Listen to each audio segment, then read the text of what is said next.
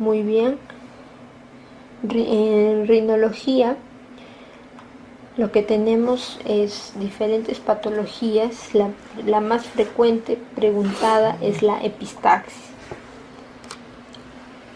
La epistaxis podemos verlo desde la edad pediátrica hasta la senectud. Si es un paciente pediátrico, hay que sospechar que son microtraumas autoproducidos, ¿no? Son niños que tienen sus rinitis alérgicas o su vestibulitis nasal y que ellos mismos se están traumatizando, o también son pacientes que tienen varices septales, el plexo de Kieselbach, como lo mencionamos, y la solución es realizar una cauterización química o una electrocauterización para ceder las crisis, los eventos, los episodios de epistaxis. Traumas faciales, fracturas de huesos propios. Es una causa importante también de epistaxis. La mucosa a veces se queda atrapada entre el cartílago y el hueso, o las propias laceraciones de la mucosa causan epistaxis. Inflamatorias tipo la rinosinusitis o resfríos muy severos también pueden ocasionar epistaxis. Entonces, en los niños que vienen con epistaxis hay que preguntar: señor, ¿estuvo resfriado? Señor, días previos habrá tenido mucosidad, congestión. Sí, estuvo así mal y lo observamos y no hay varices, entonces es producto del resfrío. No todo es cauterización. Muy bien. Otras causas de epistaxis, y que son dentro de las más complejas, son las posquirúrgicas.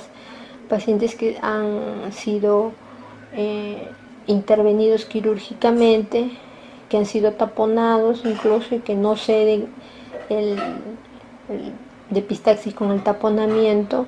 Cuando uno opera normalmente y a veces involuntariamente puede lacerar vasos tipo la esfenopalatina o otros, las etmoidales, puede verse en este tipo de problemas, y como toda la mucosa está sangrante no puede ubicar adecuadamente el punto, ¿no? y poder cauterizar. Es una causa también.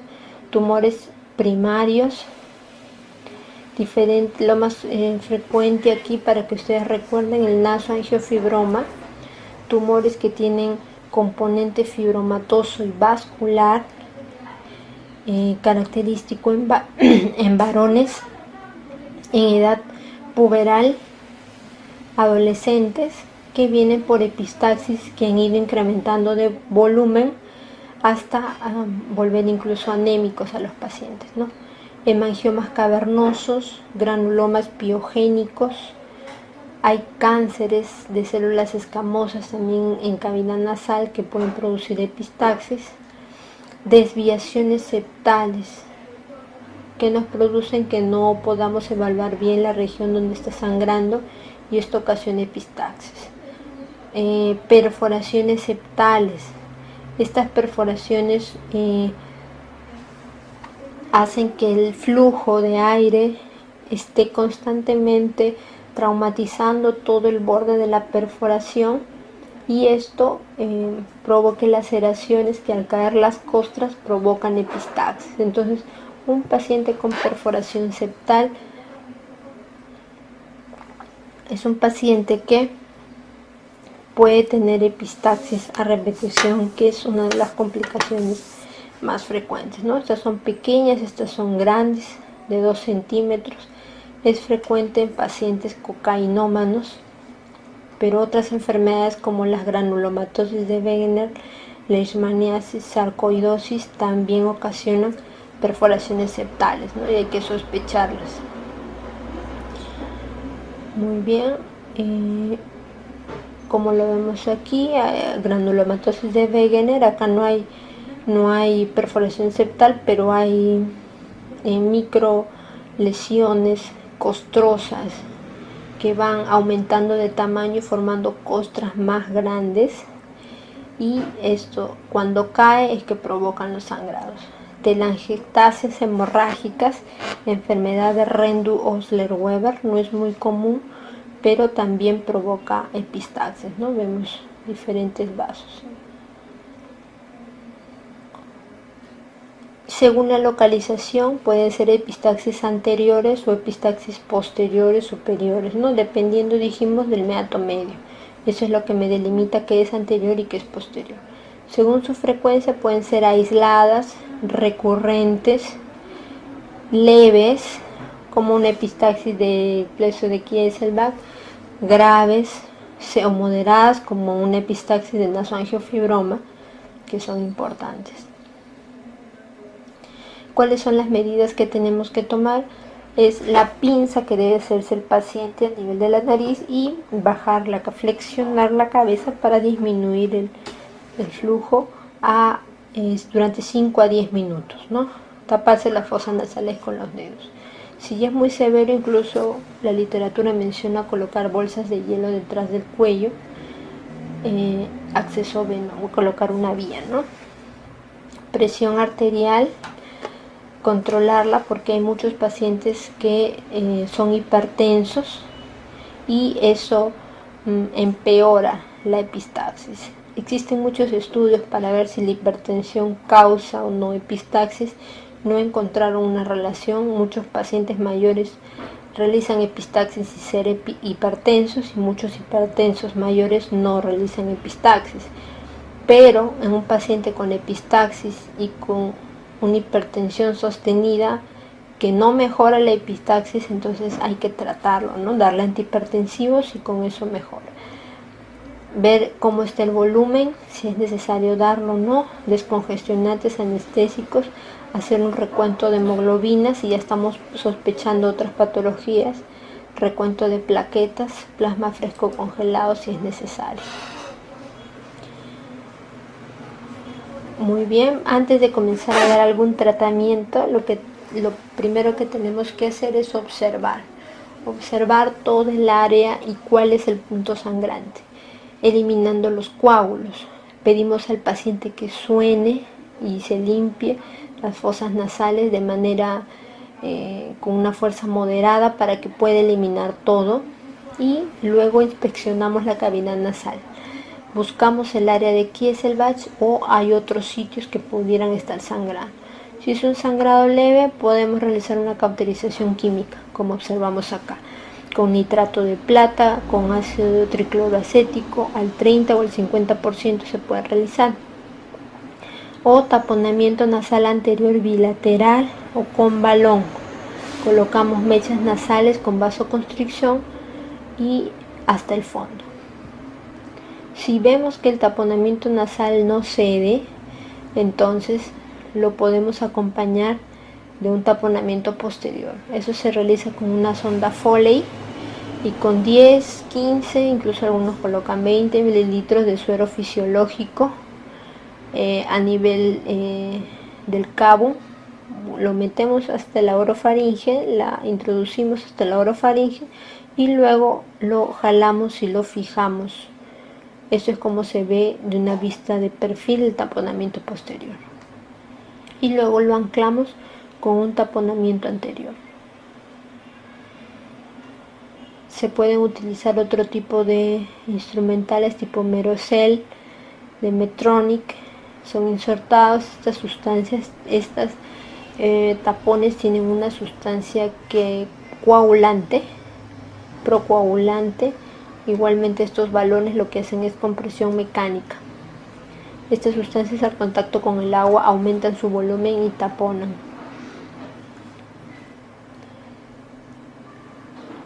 Si el sangrado fuera persistente, lo que debemos hacer es una ligadura quirúrgica del vaso sangrante o una embolización angiográfica. Entonces acá estamos entrando con un electrocauterio aspirador.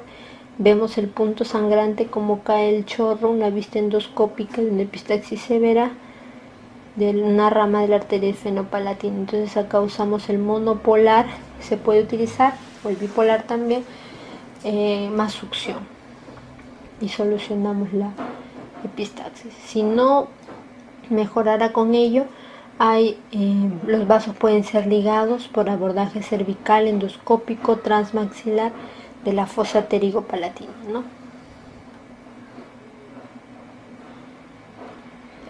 ¿Cuáles son las complicaciones de realizar un taponamiento nasal? Que se formen sinequias o adherencias intranasales.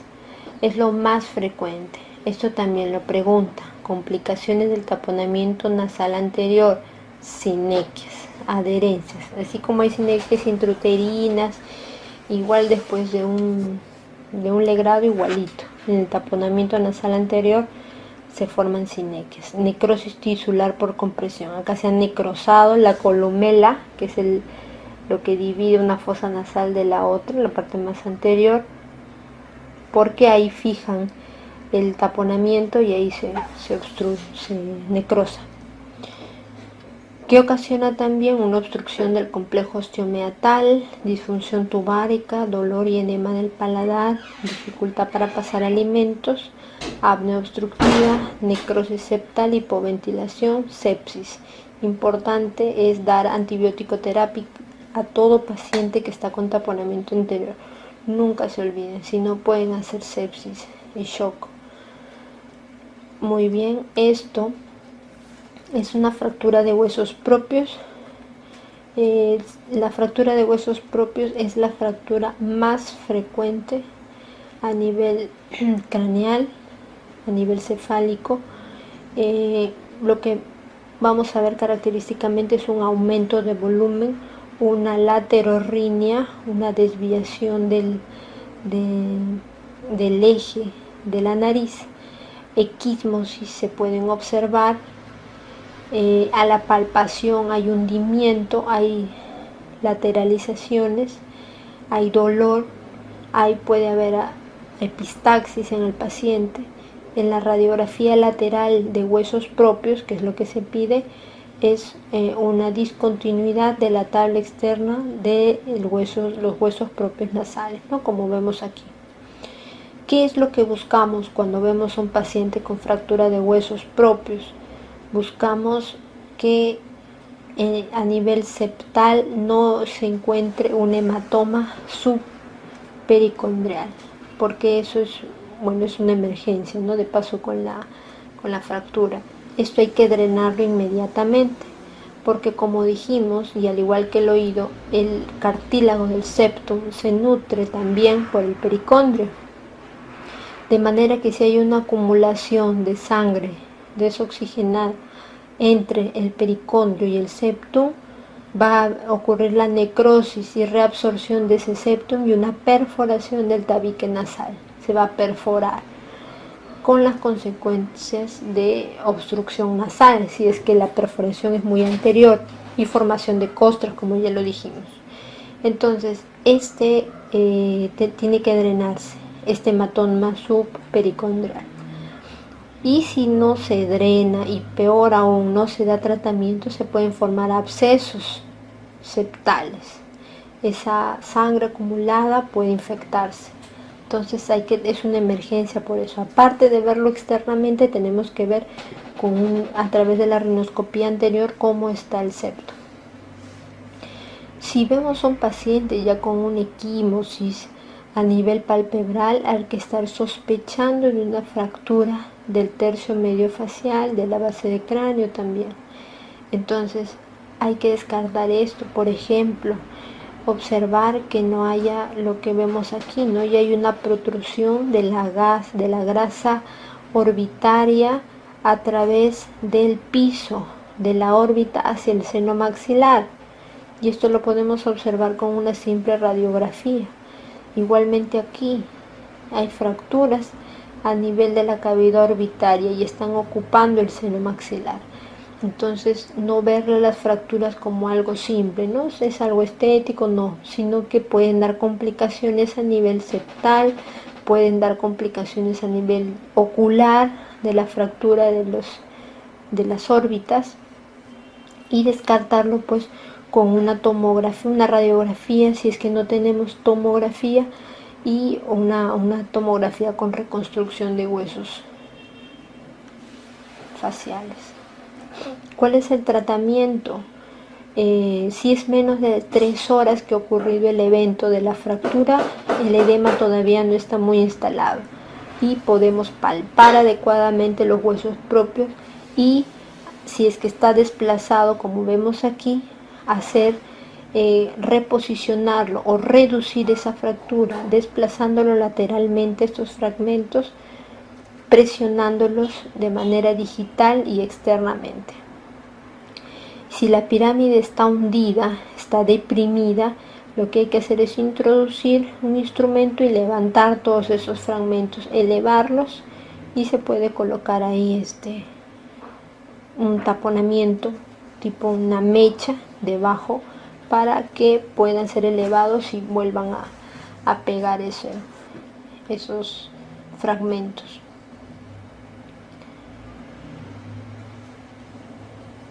¿Qué es lo que queda normalmente después de un trauma nasal? Una desviación del septo nasal. Y traumas nasales tenemos desde que nacemos, ¿no?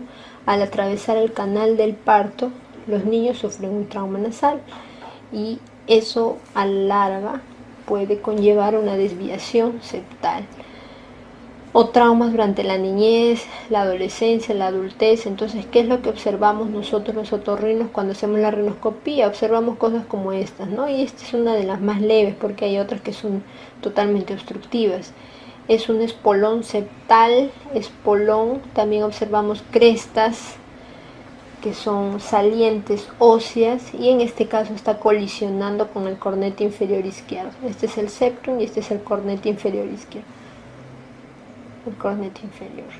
Y miren, estas desviaciones septales no son tan benévolas como las vemos. No es un pedazo de hueso que está saliendo, un cartílago que está obstruyendo, sino que esto conlleva a que obstruya a los senos paranasales.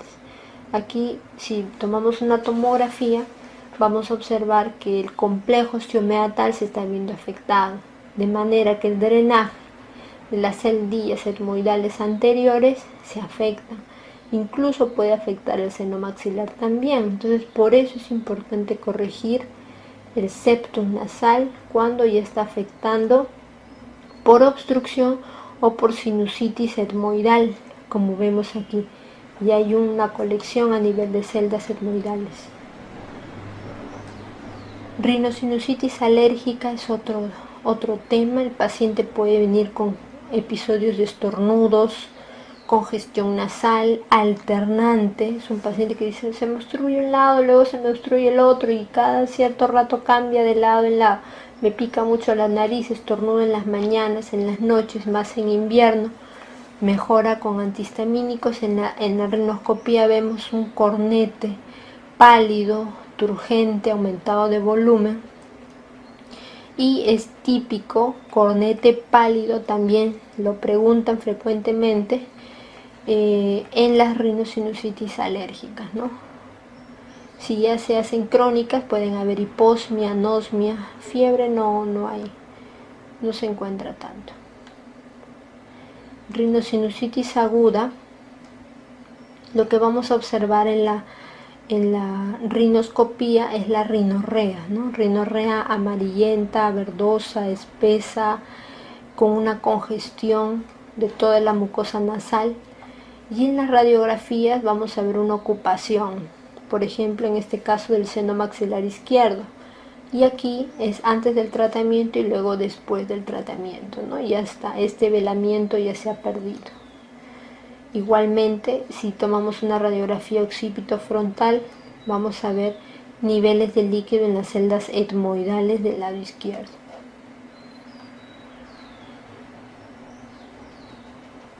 Poliposis nasal, lo que observamos es unas tumoraciones semitransparentes. También se les reconoce como si fuera la uva pelada. Edematosas y son lisas,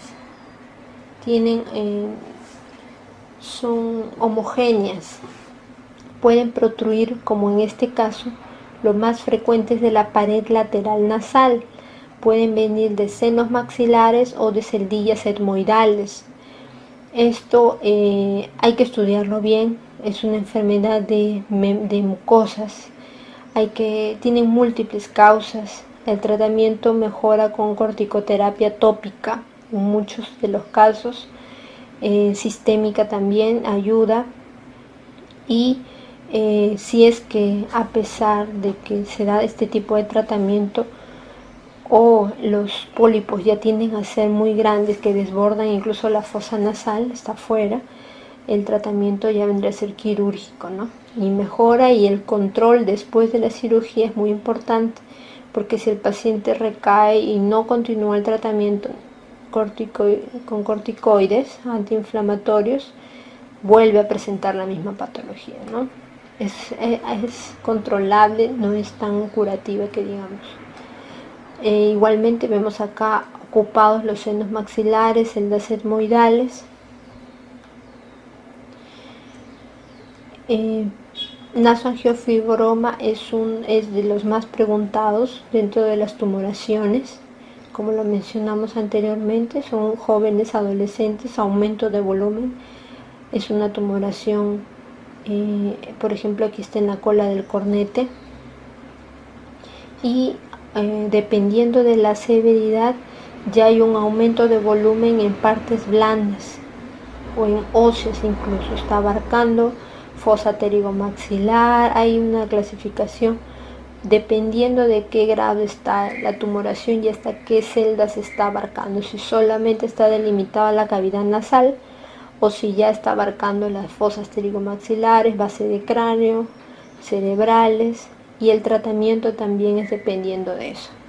¿Qué otro tipo de lesiones vamos a encontrar? Pólipos hemangiomas, por ejemplo, hemangiopericitomas también, es un diagnóstico diferencial de epistaxis, pero ya en un paciente adulto. Pólipos antrocoanales, frecuentes en la edad pediátrica, carcinomas nasofaringeos, polipoangiomatosos, quistes, rabdomiosarcomas, cordomas. Otro ítem también para que lo puedan revisar es el absceso periamigdaliano. Es común que pueda haber una acumulación de gérmenes a nivel de la cápsula periamigdaliana. Esta cápsula lo que hace es aumentar de volumen. Como vemos en esta imagen, hay una lateralización de la úvula hacia el lado derecho y un dolor intenso. Puede haber trismus, el paciente puede tener dificultad para la apertura oral, hay mal olor, hay halitosis y el paciente necesita tratamiento bioral o endovenoso, incluso un drenaje. Donde es, como vemos aquí, no hay un desplazamiento de la línea media, un edema. Los sitios donde podemos realizar la aspiración o las incisiones son aquí, a nivel de la cápsula, ¿no? Tratando de ubicar la cápsula. Este es el edema a nivel de la amígdala izquierda, periamigdaliano izquierdo.